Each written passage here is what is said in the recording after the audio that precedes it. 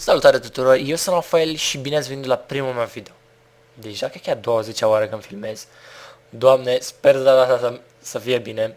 Deci de fiecare dată filmez și ba, am uitat să zic ceva, ba, n-am zis nu știu ce, ba, n-a ieșit bine, ba, m-am auzit prea încet. Nu mai porcării de-astea. Așa e la început. Deci, după cum am zis, este primul meu video, este și un info video, în același timp, nu este ceea ce mă așteptam eu, pentru că eu aș fi vrut să fac chestia asta în timp ce jucam Minecraft, dar se pare că calculatorul meu nu a venit încă.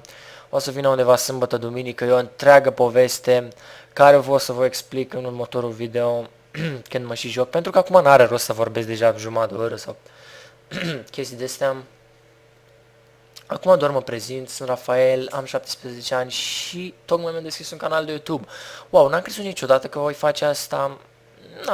Nu sunt eu genul de persoană care să filmeze sau chestii de astea, dar sunt sigur că pot și merge mai departe.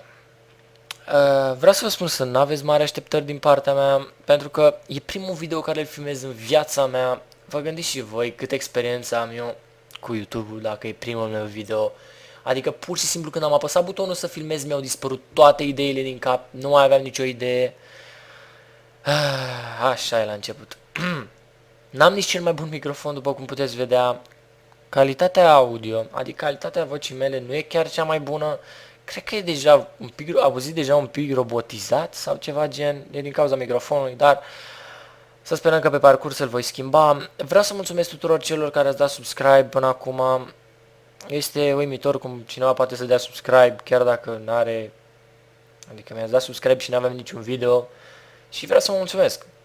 Deci am făcut videoclipul acesta, să știți că nu l-aș fi făcut dacă azi trebuia să-mi vină calculatorul, dar se pare că vine sâmbătă. Și fac video ăsta doar să vă spun asta și totuși în același timp e și primul meu video. Este destul de interesant. Deci, nu știu, nu mă așteptam să fac asta, dar totuși. În esență pe canalul ăsta voi juca Minecraft, dar și alte jocuri, deci nu voi juca numai Minecraft. Și voi posta câte un video pe zi. Adică câte 10-15 minute, eu cred că e destul de bine la început. N-are rost să pun câte 2-3 videouri pentru că nu se merită. La început eu zic că e destul de ok și o să fie super tare. Cel puțin așa zic eu, nu? Deci acesta a fost primul meu video.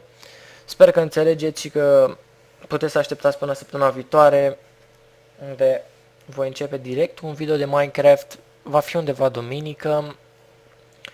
Da, deci asta a fost cam tot ce am avut de spus și ne vedem în episodul următor.